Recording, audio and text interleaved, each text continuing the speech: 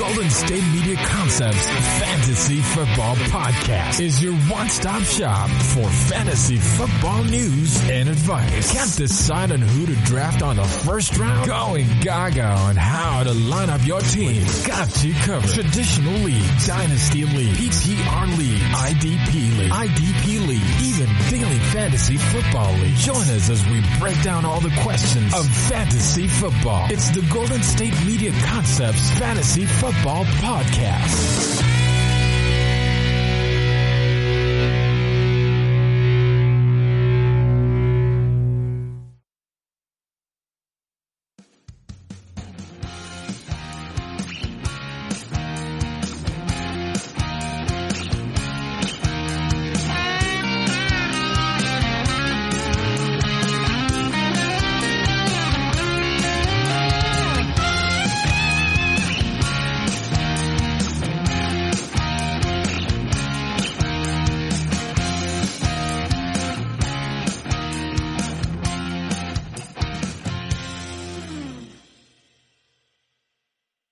What is up, everybody, and welcome.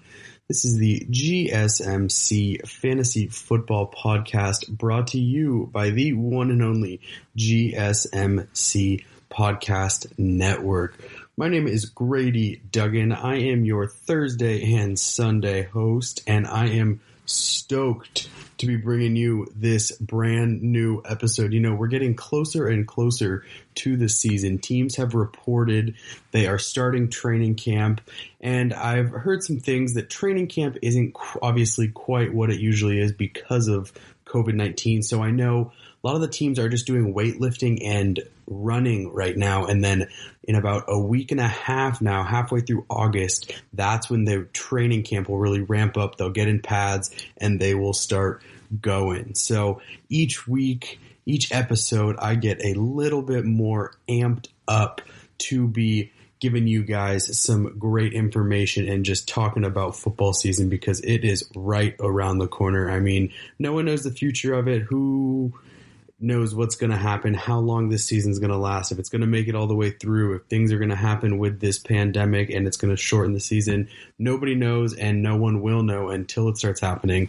But what is exciting is that we are right around the corner to have a lot of things to talk about. Things are starting to heat up. Your fantasy football drafts are probably within the next 2, maybe 3 weeks. So this is kind of getting into that time where it's even more crucial to start discussing the nitty gritty. We've gone through a lot of rankings, a lot of quarterback talk, maybe gone through each division, but now I want to start getting into certain aspects you can look at in your fantasy football draft. So today I will be going into the Tampa Bay Buccaneers offense, obviously one of the more intriguing storylines across the NFL this offseason. And now, with the new signing of LaShawn McCoy, it gets a little bit more interesting. That offense, who knows how good they're going to be. They're going to be good. It's not how good or bad they're going to be. They are going to put up numbers and they are going to produce, but it's just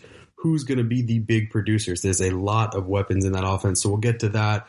We're also going to talk about drafting 2 players from the same team, whether it's receiver and a running back, maybe a tight end and a quarterback, or a quarterback and a running back. You know, there's a lot of different combinations that you can go into regarding that matter. So that's going to be one thing we talk about. We're going to go around, and I'm going to kind of pinpoint on a couple offenses as well, the Ravens offense, maybe the Saints offense, and we're just going to go through different scenarios of what could happen with that offense. It's offenses that a lot of times maybe have 2 to 3 running backs and kind of scenarios of which running backs maybe could perform or receivers could perform and where those scenarios are more likely to happen and kind of where to value these scenarios in your fantasy football draft, because like I've said before, we are getting extremely close to the fantasy football season. So it's time to kind of start playing certain scenarios out in your head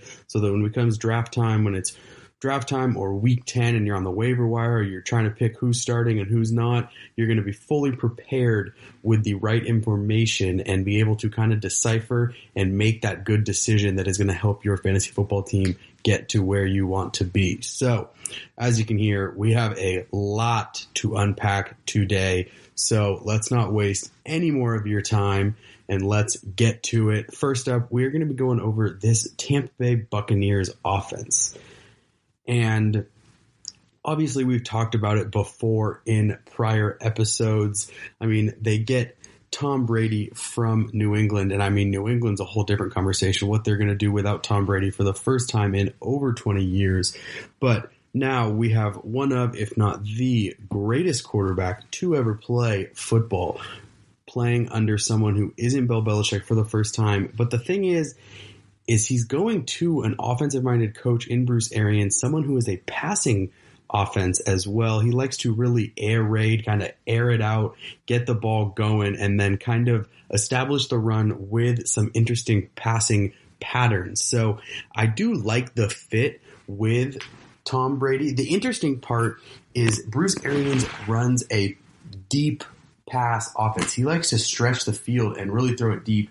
And Tom Brady is accurate, but sometimes his deep ball is not as great as certain quarterbacks. He's very accurate, so he can get it into pinpoint areas and really help you out there. But either way, I think Tom Brady is going to have a better season than he did last year. So he's going to be better than he was on the Patriots last year, in my opinion. That's just last year. I'm not comparing him to his whole career in New England, so do not start calling me crazy. I'm not that stupid. But if we're comparing 2019 to 2020, just with the weapons around him that he has in this Tampa Bay Buccaneers offense, there's no doubt in my mind that he is going to have a better season. And one of the main reasons I wanted to talk about this offense and start off this episode with this Tampa Bay Buccaneers offense is because, yes, they have Chris Godwin. Yes, they have Mike Evans. Obviously, the new signing of Rob Gronkowski. And even they already had Cameron Brate and O.J. Howard. And we're definitely going to get into all of those guys shortly. You can't talk about this offense and not talk about those weapons. It is crazy, the firepower they have on this offense. But I want to look at the running back position specifically first. You have Ronald Jones, a second or third year guy out of the University of Southern California, kind of has shown some glimpses. He hasn't been consistent, but he has shown that if given the right opportunity and the right situation, he can really succeed in this offense. And I've talked about it in prior episodes.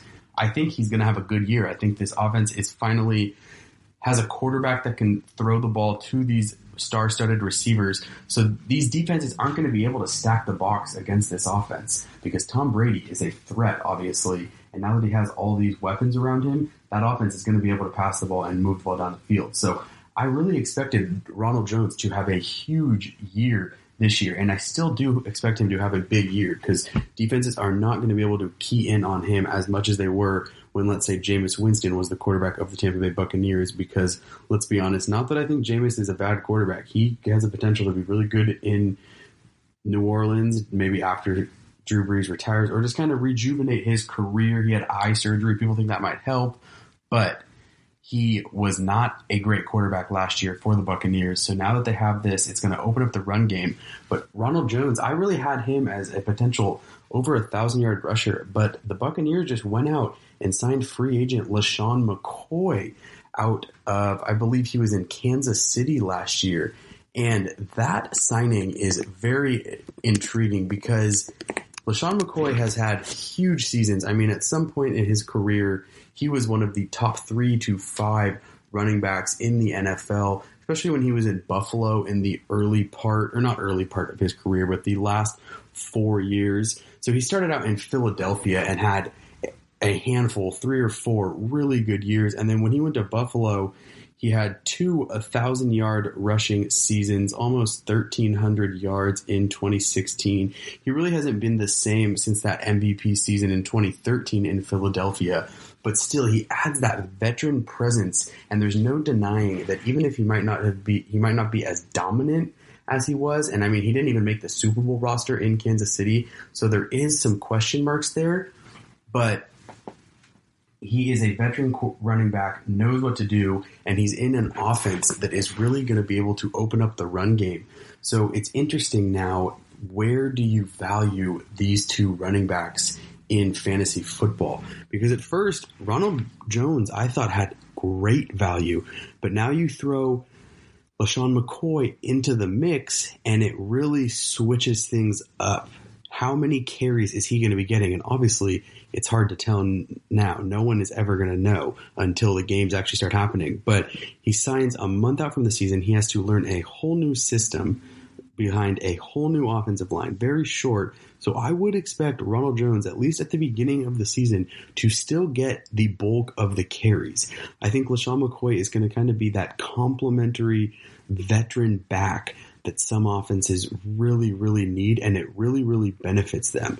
So if I'm going to be honest, I think Ronald Jones has the opportunity to be kind of a running back 3, maybe a absolute ceiling. The highest thing he could go is a running back 2, but I think his floor is kind of a running back 3. So if you get him in rounds maybe 8 to 10, he could really produce value for you. And now if you look at LaShawn McCoy, it's hard to judge his draft value after kind of an interesting season in Kansas City, especially he didn't even make the Super Bowl roster.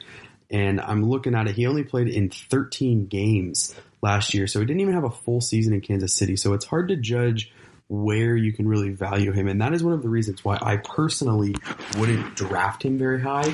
The only time I would draft him if it's in one of the last 2 picks and you're kind of filling up your bench and it's just a streamer pick. Like, that's where I would really value LaShawn McCoy. If you can kind of pick him up as a stream off the waiver wire, there's a chance later down the road in the season he learns the offense, he develops a rapport with the offensive line, with Brady, within just this offense as a whole, and then is really able to start producing.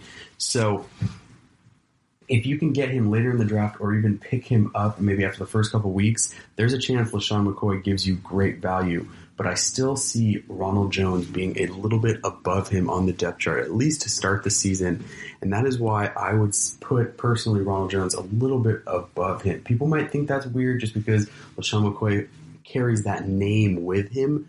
But there's just a lot more going on in the NFL than just carrying that veteran name. And now, with the COVID-19 pandemic, it obviously changes everything. One of these guys could go down and the other one is completely catapulted into the workhorse role. So there's a lot of things that could happen, but if we're looking at it from just a fantasy football standpoint right now, who do I choose? I'm going with Ronald Jones until LaShawn McCoy really proves that he's going to be able to be a lead back in a fantasy football contributor. Because let's be honest, he hasn't quite been that in maybe 3 years, 4 years. So as much as this big name kind of media blitz was nice for the Buccaneers with LaShawn McCoy, I personally think it is a little bit of an overhyped move. I think it's not going to hurt them. It's not going to hurt them at all to bring a veteran running back who knows what he's doing, but you're not going to get that huge production out of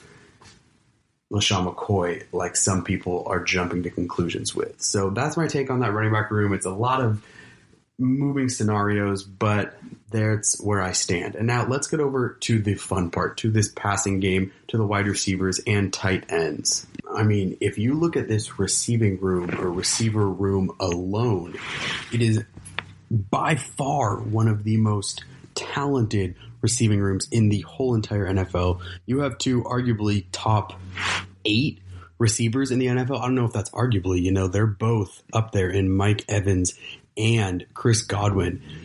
So now you look, first off, let's just look at the 2019 season. Mike Evans had just under 1,200 yards at 1,157, and Chris Godwin had just over 1,300 yards at 1,333 with 9 touchdowns, and Mike Evans had 8 touchdowns.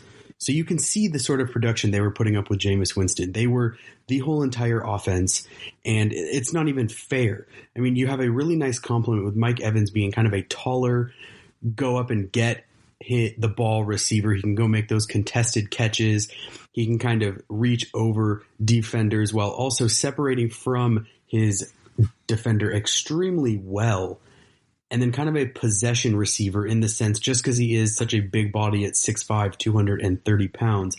Then you have Chris Godwin, who's 6'1" and 209 pounds. So he's not small. He's a big receiver, but the fact that he has such speed on him at that size is incredible. He can burn it over the top anytime he wants, and that is very useful in this Bruce Arians offense. And so the fact that you have these two together with Tom Brady at quarterback is extremely scary. And honestly, it really does put the New Orleans Saints on notice in this NFC South division. It's freakishly impressive. So you also have Scotty Miller in the slot. He isn't going to blow you away with anything, but he is a good, productive slot, and you know how much Tom Brady loves to find his slot receivers. You saw that all the time with Danny Amendola and Wes Welker and Julian Edelman in New England. So he has a lot of receivers to throw to, and especially as I've said it again, or I said it already, and I'm going to say it again, when you have, I think Mike Evans is going to be his number one guy. He's just that dependable, big, tall wide receiver, and that's kind of something that Tom Brady has lacked his whole entire career. This is a receiver who has never had a season under 1,000 receiving yards in Mike Evans. 2018, he put up over 1,500 yards. So the production is just absolutely insane, and it is not slowing down now that he has the best quarterback in the NFL. And then it's a little different scenario with Chris Godwin in the fact that he had 500 yards his rookie year, 800 yards his second year, and then his third year is when everyone knew he was good. He was going to be kind of a breakout guy last year, but his third year was when he really bust on the scene and was able to show where he is in the range of NFL receivers. And these guys are both, no argument, top 10 receivers. Some of them could be in the top 5 for certain people's wide receivers. I don't know if I would have them quite in my top 5, but they are both in my 5 to 10. And to have that both receivers in one receiver room with Tom Brady, who really hasn't had a number one receiver in his career, aside from maybe the time when he had Randy Moss for a little bit in New England, is frightening. So I think this offense is absolutely insane with these running. This passing game is going to be absurd. And Bruce Arians kind of pass first, likes to kind of he likes to kind of confuse defenses with the post and deep routes. It's kind of a spread out offense that's not a spread offense. And that's why I think Ronald Jones and LaShawn McCoy, tying it back to the running game, are going to have a lot of opportunities to really fill the field, because defenses, like I said earlier, are not going to be able to defend against the run as well as they can when this offense is going like they're going to go to the pass game. But then you look over at this tight end room, and like I've said before, Tom Brady and Rob Gronkowski is a connection that is extremely scary. And the fact that he has that history with Rob Gronkowski, I mean, they're pretty much best friends, and now they get to play again together.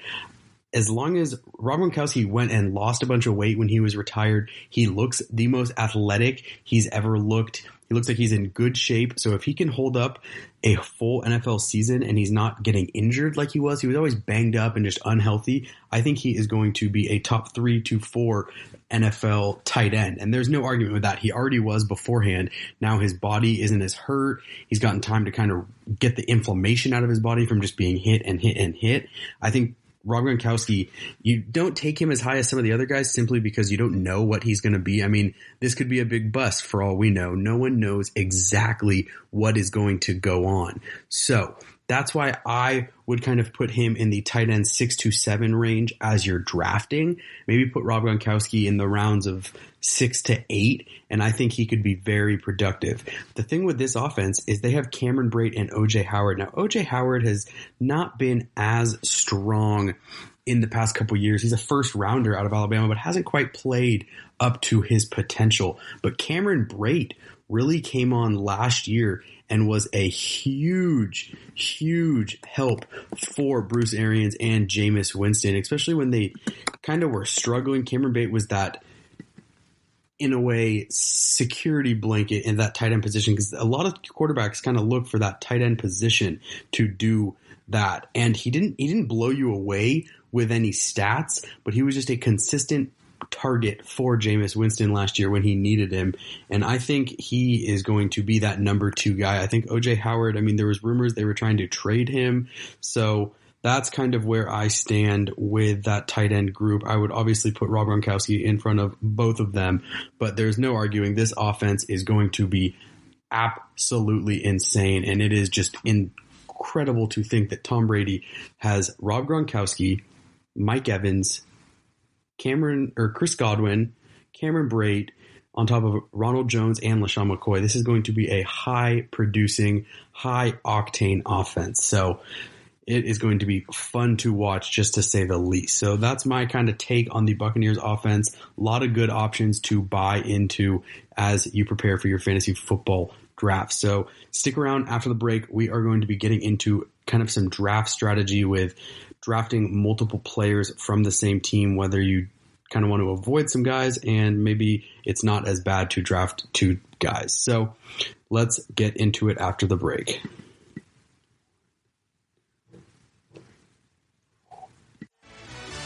Are you looking for the very best NFL and college football podcast? Then check out the GSMC Football Podcast. Get the latest football news both on and off the field. From the NFL Draft to trades to the rumor mill to the NFL Combines. They got you covered. That's GSMCpodcast.com/football-podcast. Get updates on college rivalries, game day insights, and much, much more. It's football talk the way you want it. This show eats, sleeps, and breathes football. Don't forget to like them on Facebook and follow them on Twitter. Visit GSMCpodcast.com for more info.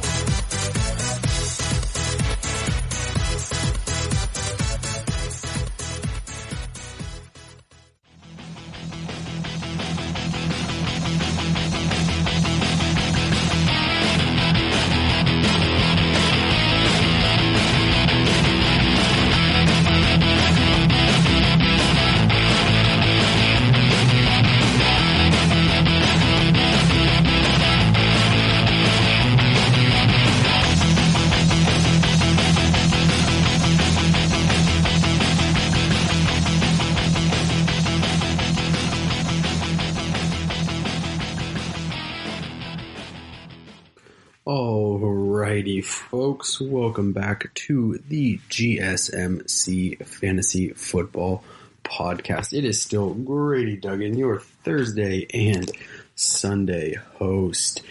Now, last segment, we talked a lot about the Buccaneers offense going into the 2020 NFL football season. An interesting season we are getting ready to enter, with an even more intriguing offense to talk about. Like we said, Tom Brady, Chris Godwin, Mike Evans, Rob Gronkowski. The names go on and on and on top of being in a very offensive-minded, pass-first offense with Bruce Arians. So really a lot to watch out for in that offense, especially with the fantasy football perspective that we are looking at it in this podcast. There is a lot of potential big-time value, but it's going to come down to how much Tom Brady spreads the ball around. But enough with the Tampa Bay Buccaneers. We have talked about them enough in this episode, and they might come up bits and pieces because of different scenarios we're going to be talking about. But now, this segment, I want to dive into when you're drafting in your fantasy football league, you're getting down to the absolute showtime. You are looking at the draft board and you are at least have the opportunity or are in the realm of opportunity of drafting 2 players from the same team. Because let's be honest, every single person who has played fantasy football gets into a situation like that every once in a while.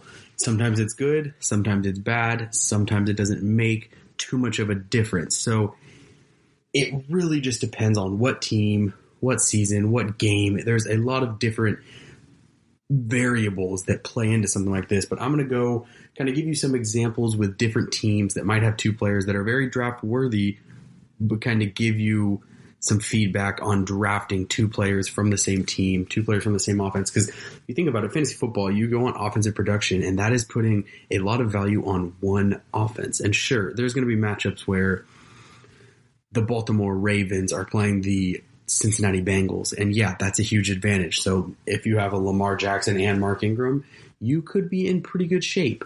But sometimes it is a lot harder to depend on two people producing at the same level on the same team, because sometimes people steal the show. Sometimes it's an off day for the offense.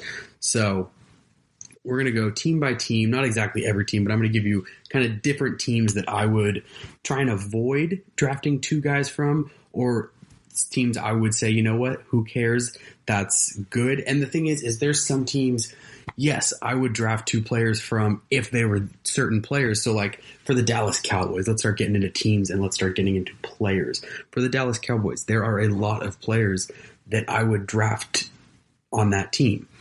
Dak Prescott is draftable. Ezekiel Elliott is draftable. Amari Cooper is draftable. Michael Gallup is draftable. CeeDee Lamb is somewhat draftable at some point at the right time in a fantasy football draft. But let's look. The tough part is quarterback and another skill position. So let's say I get Dak Prescott in the 4 to 6 round range. And I think Dak Prescott is going to have a great year. I think Mike McCarthy, the new head coach, is going to help him. He's got a lot of weapons around to get the ball to. And also I think he's going to be playing with a little bit of a chip on his shoulder. Jerry Jones didn't go out and put that money where his mouth was, didn't give him a big contract, and now he's playing on the franchise tag. There's a good chance he'll be in Dallas for the rest of his career, or at least the foreseeable future after this year, but there's also a chance that he's not. So, you know, it's a lot of things to unpack. So if you look at the Dallas Cowboys offense, if you have somehow the opportunity to get Dak Prescott and Amari Cooper, yes, that is a fantastic kind of duo to have. So, but if you look at it and you get Dak Prescott and CeeDee Lamb, that's a little different because, and quarterbacks is different than having like a running back and receiver. You know, quarterbacks are different, especially in the passing game with a receiver, because if you have the quarterback and then you have a receiver, you're getting both ends of those points. So that is a very good thing. And that can help you out when you are trying to get these points. So there are certain teams that I would say yes. So like, for example, if you have Jimmy Garoppolo, which there's a lot of better quarterbacks to draft fantasy football. I mean, he might have a great year, but just going off draftable, like draft status, you could get a lot better, and you could wait a long time in the draft and still get someone who's going to have a more valuable fantasy football projections, at least. Who knows what actually happens? But if you can get a Jimmy Garoppolo and George Kittle, yes, that's great. But if you get a Jimmy Garoppolo and a Brandon Ayuk or Deebo Samuel, that's a little different. While I think those receivers are going to have great, great years, I would be a little bit hesitant to draft a quarterback and receiver from that team if it's not George Kittle. And I was born and raised a Niner fan, so take that at your will. I think, you know, I'm even a little skeptical of stuff like that. Then there's other teams like the New England Patriots, for an example, this year. I would not take two players on that team, whether it's Cam Newton or Jarrett Stidham and a receiver. If you're either going Cam Newton, you're a big Patriots person that year. But anything else, that offense just doesn't have the right firepower to really excel in a situation where having two players from the same team works out for you. And now it's interesting because we'll take it back to, actually, no, we won't go back to the Cowboys. I was going to go to the Cowboys, but we already talked about them. And there's a lot of other teams I can show this example with. So I was going to talk about receiver and running back. Let's go to the Saints, and you get Alvin Kamara and Michael Thomas. Let's be honest, that is never going to happen in any of your fantasy football leagues. So just because I'm saying this does not mean it's going to happen. Those are two first-round picks. If you somehow end up with both of those guys on your team, reevaluate the league you're in, because it is not worth it. That league is terrible, and people in that league do not know what they're doing, if we're just being honest. But anyways, if you get let's say a Saquon Barkley and Golden Tate, that's another risky thing, because the New York Giants offense, to me, is the sort of offense that is going to be very hit or miss. And while it's going to be hit or miss, it also has the potential to be very top heavy or one person heavy. Like if they go off and they do great, there's a good chance that it's all going to Saquon. And then you have Golden Tate there who maybe got 7 or 8 points, but that's just like a lost position because your team did great with Saquon, but then you're pretty much splitting those Saquon points in half and putting it onto Golden Tate. Now, and that's where I'm trying to kind of hone in on is that it is very different when it's a running back receiver combo because they can really complement each other. They really can. But at the same time, it can really go against each other because some teams run the ball a lot and then they don't. And if they're successful, they start winning. They don't need to be passing the ball and that hurts your receiver. So if you're going to do 2 players from the same team, I think it's the smarter decision to have it be a quarterback and someone else rather than 2 skill positions. And now I'm not saying you can't have it because if you have someone like, let's say, kind of more of a bench player, so to speak, maybe not a bench player, but just someone who's not you have like a Amari Cooper as your number 1 receiver. That's your top guy. And then if you have Michael Gallup as your kind of flex wide receiver, so to speak, or if the off chance you have Amari Cooper and Tony Pollard, who is the Dallas Cowboys' 2nd string running back, as kind of a flex or a bye week type player. Those situations are okay, and that is completely manageable and understandable.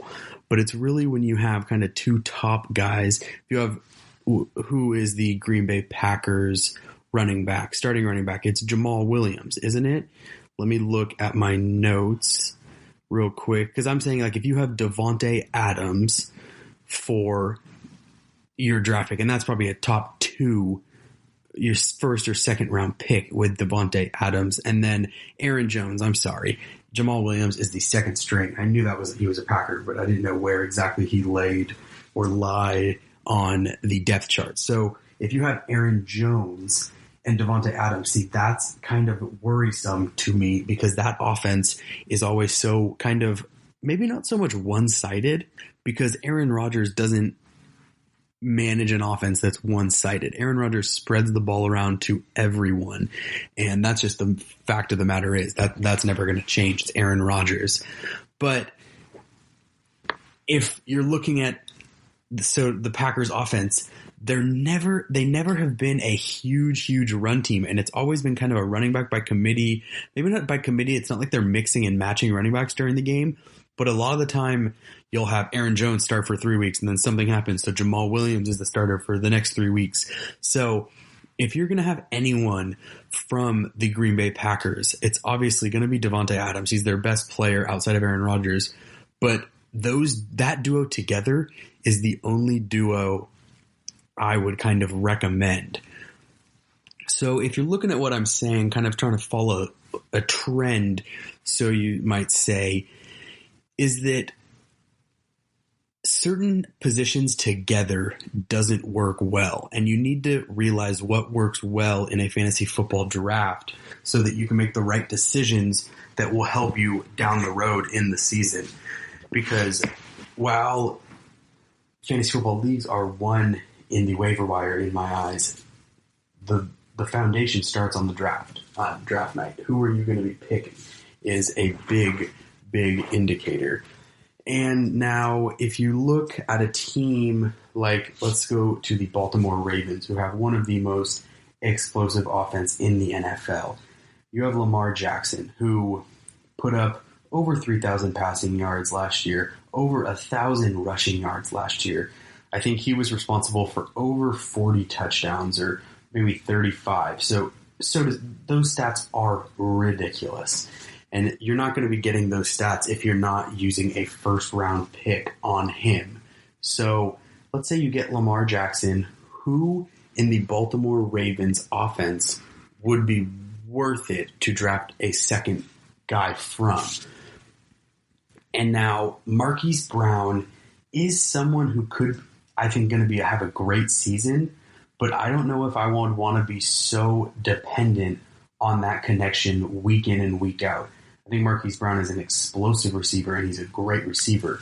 But that is just a connection I wouldn't be so sold on being extremely consistent week in and week out. Now, this is the first tight end I'm going to talk about in this kind of segment that Lamar Jackson and Mark Andrews would be one of my go-to duos for this offense. And I'm going to talk about this offense later on in the episode as well. So if you're a Ravens fan, stick around.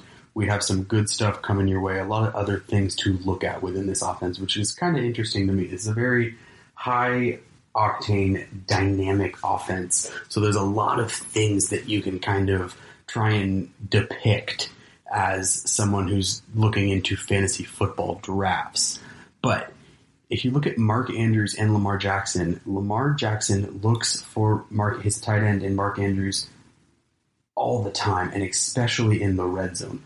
He became a huge red zone threat last season and really came into his own as one of the top 3 to 4 tight ends, in my opinion. I mean, once you get past, and obviously it's different now that Gronkowski's there, but once you get past Gronkowski,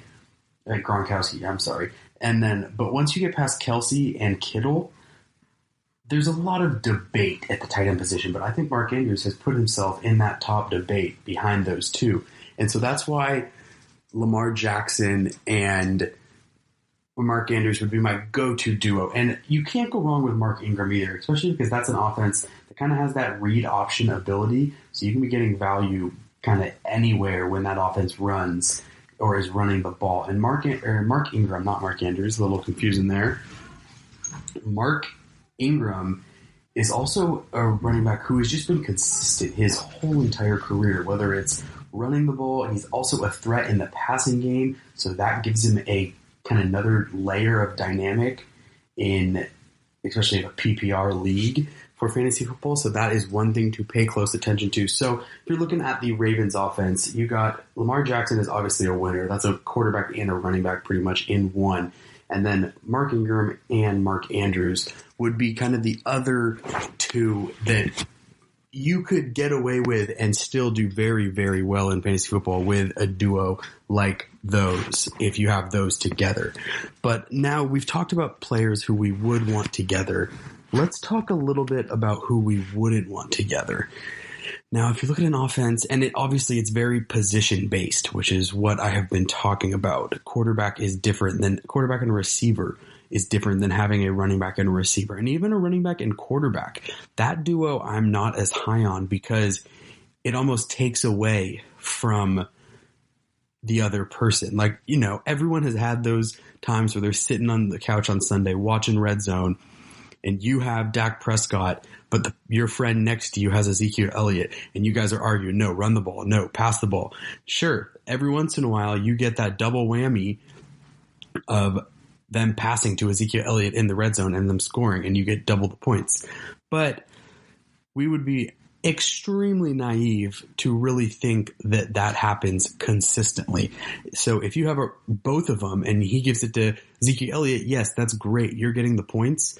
But that's also, in a way, taking points away from Dak Prescott. Now, he probably got points driving down the field, but you want the touchdowns, you want the plays that are going to give you big, big numbers. So that is one thing to think about. It's always knowing an offense's red zone strategy is also big because it can help you make decisions if you really know how they like. If somebody might be a huge contributor, and let's go back to Green Bay. Aaron Jones is a huge contributor for the Green Bay Packers offense. But one thing I've noticed is they're very pass heavy in the red zone, which you can't blame. You have Aaron Rodgers. He's one of the best to ever do it in our generation. So you understand kind of the decision behind it, but you got to know where they are using their players and where they are kind of utilizing certain guys. So let's go back to some duos that we would want to avoid who honestly could be good teams, but just singular. You would want a player singular. My first team that comes to mind is the Tennessee Titans. Now, I think they are a solid team in the AFC South, but the thing is I don't trust them to have multiple contributors consistently. This is a team that obviously is going to rely heavily on Derrick Henry. But now, if you have Derrick Henry and A.J. Brown, and I think A.J. Brown is going to be a very consistent and very good receiver. But do you really want to rely on this offense with Ryan Tannehill at the helm to be kind of your anchor in fantasy football? That's the thing you got to realize when you are drafting two players from the same team, especially if they're some of your top players, is you're pretty much being a fan of that team for the whole entire season, because if they don't win, you're not winning in fantasy football, or maybe not winning necessarily for them. If they don't produce, you are not winning. It's winning for you, but might not be exactly winning for them, because they can lose and produce. But it's just, as a whole, as an offense as a whole, you are putting a lot of marbles into one team. And that's what you have to kind of manage the risk in fantasy football a lot of the time. And that's when drafting two guys on the same team, that is what you are doing. You are managing the risk, which it's something that comes with the nature of fantasy football. But you have to be able to make those calculated decisions that is going to hopefully put you over the edge, but also has the potential to really wipe you out and come back to bite you if you aren't careful with what duos you are picking together. So like I said, it's very position dependent. Quarterback and receiver is a lot better than wide receiver or running back or receiver, quarterback and receiver duo is much better than either running back and receiver or running back and quarterback, simply because they're not taking away from each other. Running back and quarterback are taking away from each other. Wide receiver and running back are taking away from each other. But if you have a quarterback and a receiver, that is double the whammy point. So if you're going to do something like that, that is the type of positions you want to be drafting two guys from the same team. So it's just kind of understanding where you are in valuing certain teams. You got to have this game plan going into drafts that is going to help you value certain players at certain areas, and it's going to make you make those calculated decisions. So I hope, kind of a little confusing in ways, just because there's so many big names that would be great together. Like if you look at the Browns, I mean, Jarvis Landry and Odell Beckham Jr., yeah, that's a great receiver core. But do you want to have them together on your fantasy team? No, because if Odell Beckham Jr. is doing great, Jarvis Landry probably isn't doing as well. I mean, it could be a high-scoring game, but that doesn't happen all the time. Now, the Browns are another interesting case study where we will get into in a little bit, but it's just something to kind of really dive into and look at as you prepare for your fantasy football draft. So thank you for listening to that little part. I hope I gave you guys some good insight into kind of how to draft and how to value drafting two players from the same team. Now, stick around after the break. We are going to be diving into different scenarios that could be arising in different offenses.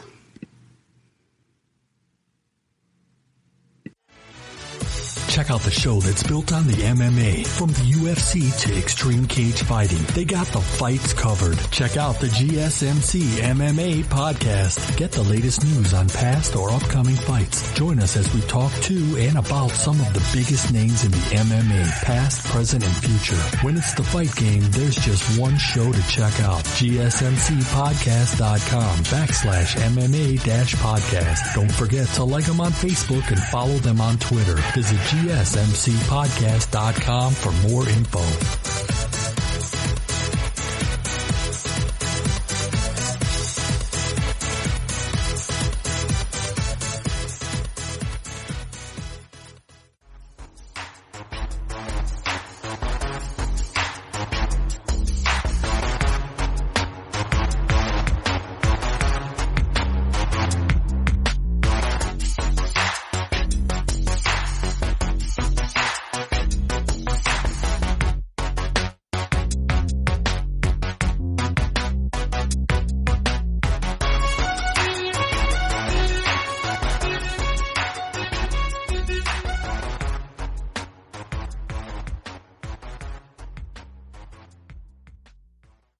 Okay, folks, I know you missed me, but don't you worry. I am back as we kick off the second half of this episode for the GSMC Fantasy Football Podcast. Can't say it enough. Brought to you by the GSMC Podcast Network. So, in the last segment, we talked about drafting two guys from the same team, a very important aspect of fantasy football drafts.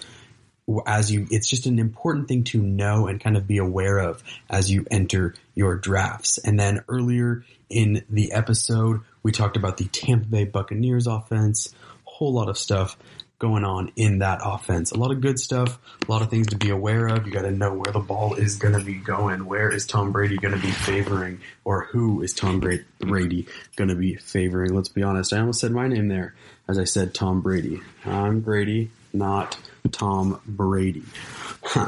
But now I want to get into different scenarios around different offenses, because obviously if you're a football fan, you know that anything can happen throughout a season, and there is a lot of different scenarios that can play out. And this season, almost more so than any season, due to the coronavirus, there's a lot of times, or there might be a lot of times, I hope not, I hope I'm wrong, I hope it's not that bad, but there's obviously that chance where, that running back can get sick for a week or two, and then you have someone who comes in and does well, and then you have two productive running backs when everyone's back. There's a lot of different things to take into consideration as we start prepping for these fantasy football drafts. Because let's be honest, they are 2, maybe 3 weeks away. So now is the time to start doing your homework, listening to podcasts, reading different articles about what's going on around the league, what people are thinking, just keeping yourself aware and up to date with what's going on, because that is the big thing in fantasy football. So we want to look at different scenarios. The first offense we're going to be looking at is the Baltimore Ravens. We've talked about them a little earlier. Obviously, one of the more explosive offenses in the league. You got Lamar Jackson, Mark Ingram, Marquise Brown, Mark Andrews, a lot of M's. Willie Snead's even a very valuable or productive receiver. I don't know how much value he will have in the fantasy football market. He's one that you can kind of pick up off the waiver wire if you need someone in the flex position or someone's on a bye. And he could be a very sturdy replacement for a week or two. I wouldn't want to have him for too long just because he's not going to be the main focal point in this offense. But he's not a bad wide receiver 2 or 3 to have. So that's one of the unpack. But I want to go into scenarios, especially in the running back room in this offense. You got Mark Ingram and J.K. Dobbins. We're going to start with the least likely scenario that could happen. Mark Ingram has been a very talented running back over his career in the NFL. J.K. Dobbins is one of the most accomplished running backs coming out of Ohio State into the NFL. He had a great college career, rushing for over 1,000 yards in all 3 seasons at Ohio State, even rushing for over 2,000 yards last year. So very accomplished, very capable.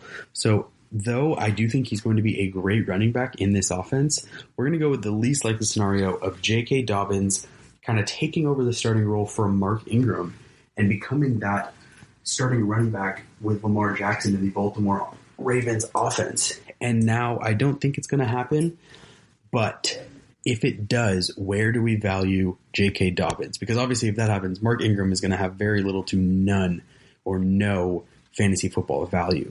But if that happens, J.K. Dobbins automatically shoots up to a top 12 running back, a running back 1, a running back 2, and that is someone you want on your team.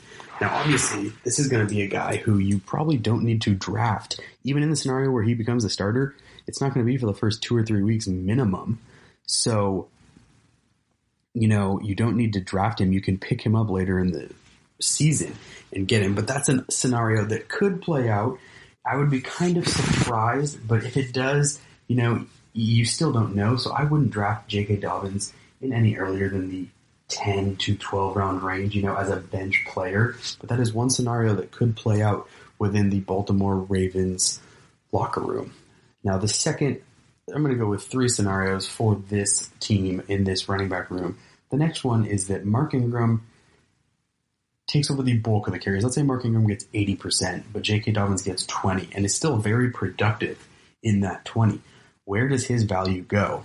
And where does Mark Ingram's value go? Because it's a very dynamic offense. Lamar Jackson's going to be running the ball. There's a lot more options than just running it to either of these two guys. So let's say Mark Ingram gets 80% of the carries. I think he's still a running back 2, running back 3 at worst. So still a very productive running back, someone who I would value in the 7 to 8 round range, if not even a little earlier, especially because Mark Ingram gives you that aspect out of the passing game. And J.K. Dobbins does too. They like to use their running backs like that at Ohio State, so it's not like either of them do.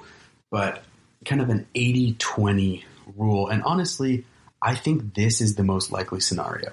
I think Mark Ingram is going to be a kind of a 6 to 8 round range, depending on how big your league is and where people are going. But around that range, he's going to get about 80 to 80% of the carries. And where does J.K. Dobbins' value go in that scenario? I would say he's a solid bench to flex player.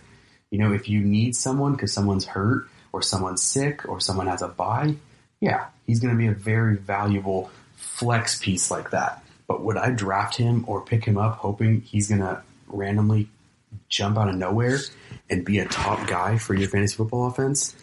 No, I would not recommend that. Just straight to it, completely honesty, I would not recommend that. So that's kind of where the scenarios I see in this Baltimore Ravens offense in the running back room. But now let's go over to, we're going to stay in the same division, but go to the Cleveland Browns. And there is a lot of different instances that could happen with this offense. There are so many different names in this offense that so many different situations could unravel at one point in this season. So first, with the Browns offense, you obviously have Baker Mayfield. And I'm going to say it right off the bat, I think Baker Mayfield is going to have a big season this year. I think he's going to have a bounce back year. He had that very good end of his rookie season where he showed he could be a very, very productive quarterback in this league. But then I think it kind of got to his head. There was so much hype surrounding him and the Browns just because of him. And they really didn't have a good coach and didn't really have, the talent was just too good on paper. They couldn't really put it together, and it kind of unraveled very, very poorly. And I think he got a little humbled, so to speak, by the NFL, and that happens a lot, and I think that's good. I think it shows him what he needs to do to really actually be successful in this league. So now we're going to look at this offense, and Odell Beckham Jr. and Jarvis Landry are the top 2 receivers. And obviously, you could have the 2 top scenarios, not really top most likely, the 2 easy scenarios to look at are Odell goes off and the Jarvis is kind of a distant second, or Jarvis goes off and Odell is kind of a distant second. I'm going to tell you right now, Jarvis going off and Odell being a distant second is the last thing I expect that's going to happen. I think Odell Beckham is going to have a huge year. It was his first kind of not so hot fantasy football season last year. And I think he's going to almost kind of come out with a vengeance. So I don't expect Jarvis Landry and Odell Beckham Jr. or I don't expect Jarvis to be the number 1 guy and Odell kind of fall in the footsteps of him. The other thing is Odell being the number 1 guy and Jarvis kind of falling in the footsteps. Now that could happen. That could. And if that happens, Odell is like a top 3 round pick and Jarvis is a 8 to 9 round pick. But Jarvis Landry is a very dependable receiver. He's not going to blow you away and blow the top off a defense, but he's going to get off the ball quick, separate from his defender, and he has some of the best hands in the NFL. That's his advantage if we're looking at kind of where Jarvis Landry can play into an offense is he gets every single target. He catches every single target practically that he gets. So he is if you're in a PPR league, he is a machine, absolute machine, especially with a good offense, a play-action pass offense. I think now you could have one go off and one kind of be distant future or distant second. What I think is the most likely scenario, what I think is going to happen in this Cleveland Browns offense is that Odell's going to be the number 1 guy and he's going to produce a lot. And Jarvis Landry is going to be a very solid number 2 guy. They're best friends. They have good chemistry on the field together. They're both good with Baker Mayfield. I think you can value Odell Beckham Jr. probably in the first 3 rounds. That would be a justifiable pick, closer to the 2nd or 3rd. I wouldn't take him in the first round. There's a lot of more talented running backs that I would rather have. But those 2, and then I would put Jarvis Landry somewhere in the I don't know, kind of 7 to 9, maybe a little bit earlier, depending on, again, how big your league is and just like what goes on with how your league is drafting. That's a huge, huge thing. So I think they're both going to have productive years. I think Odell Beckham Jr. will be a little bit higher than Jarvis Landry, but they both are going to be good fantasy football producers. It's just going to know where you're picking them and where that value is. So Odell Beckham Jr. early, Jarvis Landry kind of middle of the round, middle of the go. So the thing is it's not just one room to look at in this offense. The running back room is quite interesting. You have Nick Chubb, who is probably a first-round pick in a lot of drafts. If he's not a first-round pick, he's going in the second round. He's not lasting long. He is an absolute animal. That he's someone who can be a workhorse in this league, and you don't get that everywhere. And the thing is with such a dynamic offensive weapons around him, he doesn't really need to be that 3-down back carrying the offense. You know, he doesn't have to be kind of a Saquon Barkley. He can kind of spread it out and be comfortable within him, kind of himself. So the most likely scenario with Nick Chubb and the running back room for the Cleveland Browns, I personally think, is that Nick Chubb gets about 90% of the carries and is dominant, has another almost 1,500-yard season. I think Nick Chubb possibly could be the best fantasy football player on this team, which is saying something because there's a lot of talent on this team, you know? So I think the most likely scenario is Nick Chubb is a big buy in the first or second round, going to be a very productive offensive running back, especially Kevin Stefanski, the new head coach of the Cleveland Browns. He was in Minnesota before, and you saw how Minnesota ran that offense. They're a passing offense, but they like to be a play action pass. So you need to establish the run. The run needs to be established, and I think Nick Chubb is going to be getting a lot of carries every game. Now they do have Kareem Hunt, where that could come into play. And obviously there's the scenario where Kareem Hunt just completely skyrockets. Nick Chubb kind of takes a backseat. But if that were to happen, if Kareem Hunt skyrockets, I think what's more likely to happen is it kind of goes to a 50-50. I don't think Nick Chubb is too good to take off the field completely. So he's always going to have some fantasy football value. But I personally don't think that's how they're going to use Kareem Hunt. What I think is going to happen is Kareem Hunt is going to kind of be that Swiss Army knife. So while Nick Chubb's going to get 85 to 90% of the action at running back, Kareem Hunt is going to get a fair share of touches. And it's kind of going to be a hard team to predict, and it's really something where I would just say to stay away from Kareem Hunt, to be honest, at least for the first couple weeks of the season, and you can see how it plays out and see kind of where they are using him and how, because Nick Chubb is no matter what going to have high fantasy football value. But Kareem Hunt, it's kind of a different story, and that's something you just have to pay attention to as you are kind of preparing for your fantasy football drafts. So that's where I'm at with the Cleveland Browns. So I gave you the Browns, I gave you the Ravens. Now I want to go over to the NFC a little bit and talk about an interesting offense, a team that has been making the news more than most teams have been recently simply because of a trade they just pulled off, and that is the Seattle Seahawks, a trade that I talked about in Thursday's episode deeply about kind of the value, but now we're going to be looking at the offense with the Seattle Seahawks. And obviously you have Russell Wilson, and there's no arguing Russell Wilson is a top 5 quarterback in this league. He is going to produce for you. And if you can get him, because he is just someone who makes plays. He's consistent every single week. But the main spot I want to be looking at with the Seattle Seahawks is this running back room. There's a lot of different scenarios that can play out in this running back room, even if there wasn't COVID going on. Even if there wasn't a pandemic where people could be potentially getting sick and being out for a little bit, there would be a lot to unpack here. And now that that is going on, it's a whole nother ripple effect. But we're going to look at this running back room very closely and talk about who is there and what could happen. And now, if you look at this running back room, you have 3 guys who really potentially could be starters in certain situations on certain teams.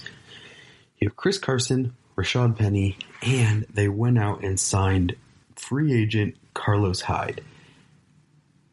This is such an interesting thing, or running back room to kind of look at and try and decipher what's going to happen.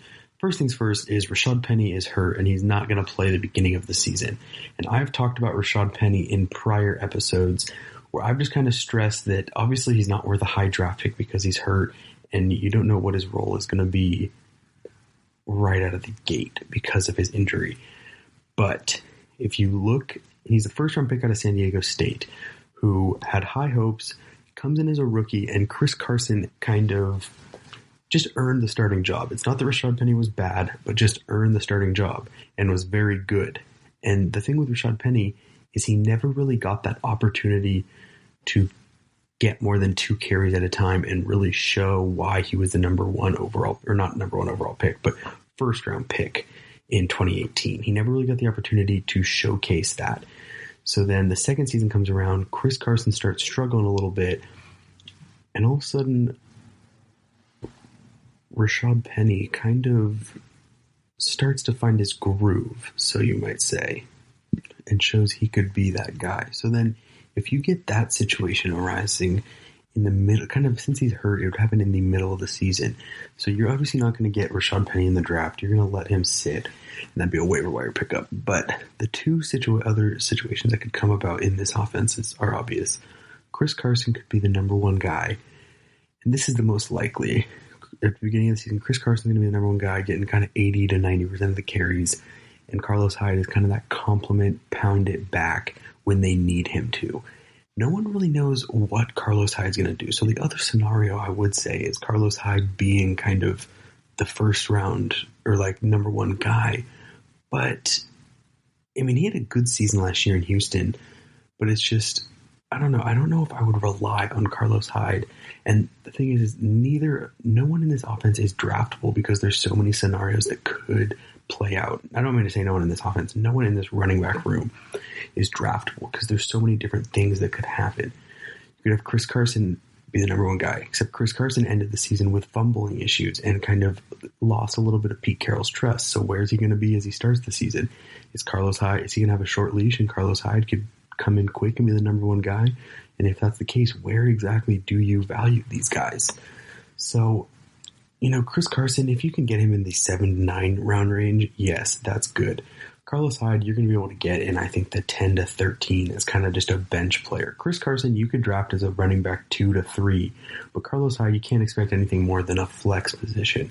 Now, Rashad Penny, you're likely going to kind of be in a similar boat with Carlos Hyde, but he has a much higher ceiling. He has the potential to really be a running back 2 type guy if he comes in healthy. Once he gets healthy, he comes in 100%. He's going to be able to hit the ground running and finds that groove again and kind of outplays everyone. I don't think that's very likely because he's coming back from a gruesome injury, but he looks good in the workouts that he's been posting. He looks crisp, and he could kind of surprise some people with how quickly he comes back and how good he comes back. That's the one I would keep an eye out for, is Rashad Penny. The other ones aren't too much surprises, nothing out of the ordinary in a way. So that is where I stand with the Seattle Seahawks running back room. The other, you obviously have DK Metcalf and Tyler Lockett and Russell Wilson. So those are kind of the things, like, the passing game is not going to be an issue. You're going to be able to get production out of DK Metcalf, especially Metcalf. Tyler Lockett's always a reliable option that Russell Wilson likes to throw to. So that is nothing to worry about. But it's a running back room that is really interesting on this team. But that's all I got to say for the Seattle Seahawks. Now, stick around after the break, and I'm just going to be running through some of my basic draft tips, kind of giving you what goes on in my brain as I prepare for these fantasy football drafts that are coming up a lot sooner than we expect.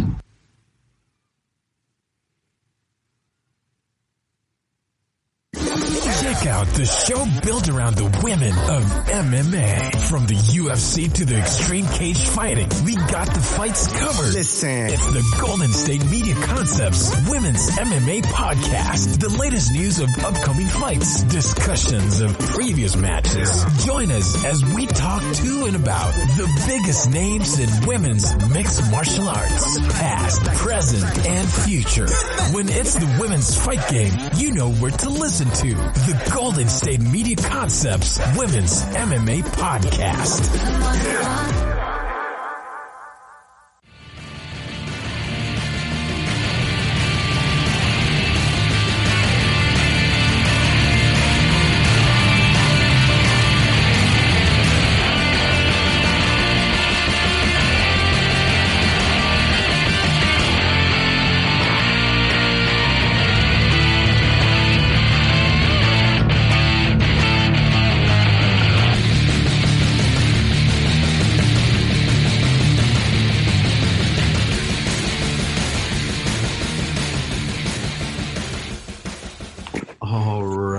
GSMC Fantasy Football Podcast listeners. You've made it this far. Let's buckle up and finish this episode strong. Now, as we round out this episode, I want to go back. We've talked about a lot of good things, a lot of valuable information for these fantasy football drafts. Talked about the Tampa Bay Buccaneers, one of the more interesting, intriguing, questionable, controversial offenses going into this football season. Honestly, the list goes on and on and on and on about what you could consider that offense. A lot of different variables going on there in Tampa Bay. A lot of good variables. Not going to get it twisted. A lot of good variables. That's going to be a good offense. Talked about them. Went over kind of some strategy or what it means to have two different players on your fantasy football team from the same team. What duos would you want to avoid? What position mixes would you want to avoid? What position mixes are good? So a lot of different things there. And then last but not least, in that last segment, we talked about different scenarios that could play out and kind of what to look at for certain teams. Not a lot, didn't go in depth about a handful of teams, but talked about the Ravens, the Seahawks, the Browns, kind of showed you, yes, I only talked about a certain amount of teams, but you could use that kind of strategy and what I looked at and look at it at different teams. So you could look at it at every single team. There's different scenarios that could play out, and it's a good thing to kind of go over as you prepare for your draft. And now, as we talk about preparing for your draft, I want to do a quick little brief of just going over some fantasy football draft strategy. And if you've listened to me before, you know that there is a lot of strategy that go into fantasy football drafts. And I have tried to do segments like this before where I tell you what I kind of am thinking. There's a reason I've done 2 mock drafts so far. One on Thursday. If you guys haven't checked that out, go do it. I think it was a great episode, a lot of good insight. But it's a good idea to not go into these drafts blind. Have as much homework done as possible so that you can really be most prepared and the best scenario possible can arise for your fantasy football draft. So we're just going to talk through a couple strategies. It'll be quick. It'll be easy. It'll be a fun little exercise to really prepare yourself for fantasy football. Now, my number one thing I've talked about, and it's number one thing for a lot of people, is wait for a quarterback. I've said it before, but the only quarterbacks that are worth a first-round pick are Patrick Mahomes and Lamar Jackson. No one else. And even those guys, I'm not reaching for those guys. It's not like I have the third pick and I'm going for them. No. If I have the third pick, I'm getting a running back or a receiver. The only time I'm getting one of those guys is if it kind of falls to my lap. If I have like the 7th to 9th pick in the first round, Michael Thomas is off the board. Christian McCaffrey, Ezekiel Elliott, Saquon Barkley, all of those running backs, if they are all off the board, then yes, if it falls in my lap, those are the only 2 quarterbacks. But other than that, I am not drafting a quarterback in the first 5 rounds. Fill out your running back and receiver positions, because if you look at those positions, those are spots that you need production out of. The quarterback spot, they touch the ball every play. They have a lot more opportunities to get fantasy football points. So it's a much smarter thing to let that you can draft someone in the 8th to 10th round as a quarterback, even a little bit earlier if you'd like, and still get good value out of them. But if you want a top producer at the running back or receiver position, you don't want to be wasting a 4th or 6th round pick on a quarterback, if that makes sense. But the thing with quarterbacks is, while I'm saying you don't want to take a 5th or 6th round quarterback, if someone after Patrick Mahomes and Lamar Jackson, a lot of drafts, it'll take a little bit for the quarterbacks to go. And then once the first one goes, they start dropping like flies. You see Drew Brees off the board. All of a sudden you see Aaron Rodgers. All of a sudden you see Dak Prescott. And that Dak Prescott's one to watch out for. He would almost be a top 6 to 7 quarterback in my eyes this year. I think that's a name to watch out for. But wait for the quarterbacks. Get your running backs and receivers first. And that goes into the next strategy I want to talk about. While you wait for your quarterbacks, I personally think running back is the first position to go for, because there's only so many running backs in this league that can really be a workhorse 3-down back and get that bulk of the carries, and you want one of those guys on your team.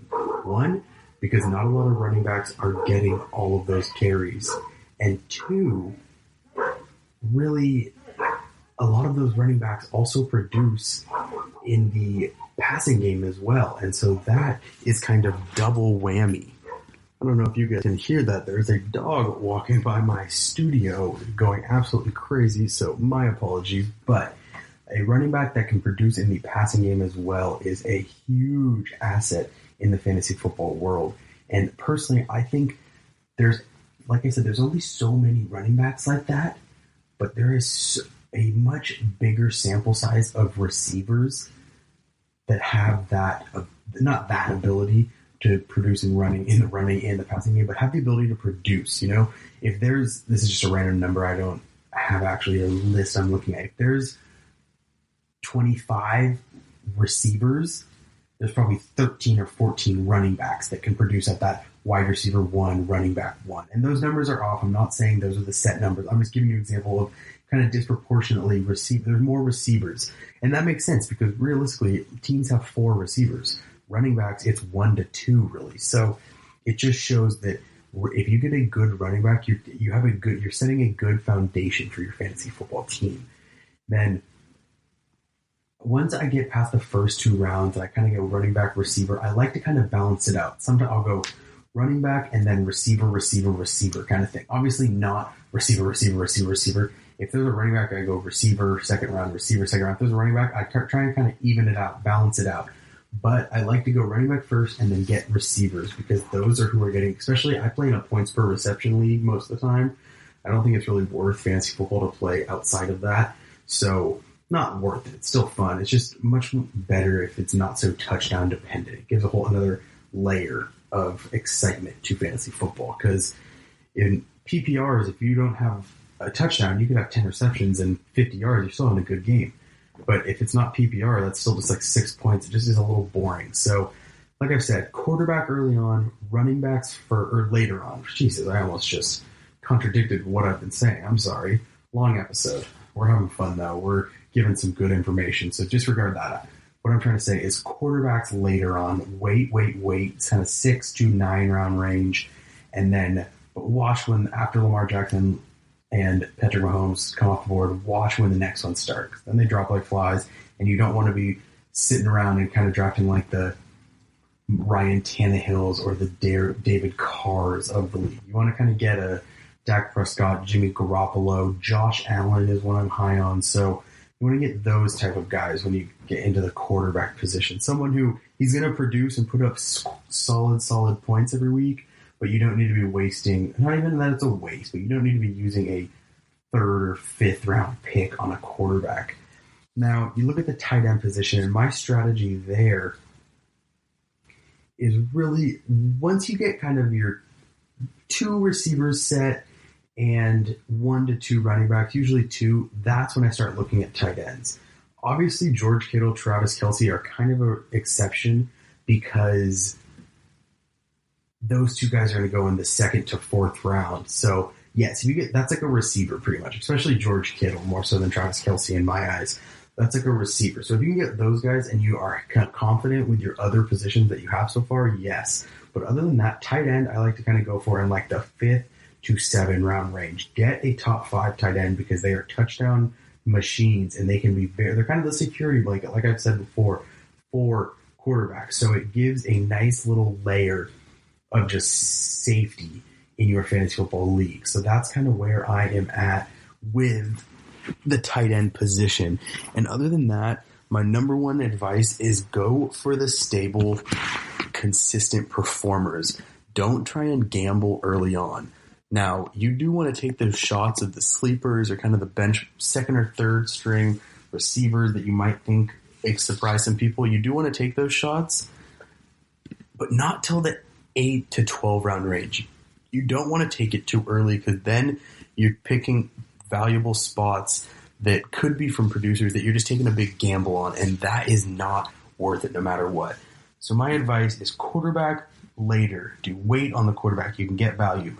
Try and go running back early and then receiver. Obviously, it's not the worst thing if you get a receiver in the 1st round, but try and get a receiver and a running back in those first 2 rounds. You don't want to go too position heavy necessarily. If you're going to go too position heavy, I would recommend it's 2 running backs, but I like to go 1 and 1 and then kind of even it out. Tight ends in like the 5 to 7 round range, thereabouts. And then once it's in the 9 to 12 round range or 8 to 11, right around that kind of sweet spot is when you start making your gambles and kind of making those calculated risks of who guys you think could be huge. So those are my draft tips. You heard about the Buccaneers offense. You heard about what to do with drafting 2 guys on the same team. You heard about different scenarios that could play out in certain teams. And I kind of gave you a strategy of how to really analyze different scenarios within different running back rooms or receiver rooms, just different offenses in total. Who's going to be the main contributor, the not so, you got to weigh these things out and what's more likely, what's not likely. So thank you guys so much for listening to the GSMC Fantasy Football Podcast, brought to you by the one and only GSMC Podcast Network. Again, I'm your Thursday and Sunday host, Grady Duggan. I really appreciate you guys making it this far with me. I think tonight was a great episode. I had a lot of fun doing it with you guys. And if you have the time, please remember, subscribe to the show. Go down there, write a nice review. It really helps us out. And also, if you're on social media, Facebook, Twitter, Instagram, go give us a follow. We have some great content coming out, some great episodes with a lot of great hosts. So guys, thank you so much for making it this far in the Fantasy Football Podcast. I appreciate you all, and I hope you guys have a great rest of your day. You've been listening to the Golden State Media Concepts Fantasy Football Podcast, part of the Golden State Media Concepts Podcast Network. You can find this show and others like it at www.gsmcpodcast.com. Download our podcast on iTunes, Stitcher, SoundCloud, and Google Play. Just type in GSMC to find all the shows from the Golden State Media Concepts Podcast Network, from movies to music, from sports to entertainment, and even weird news. You can also follow us on Twitter and on Facebook. Thank you, and we hope you have enjoyed today's program.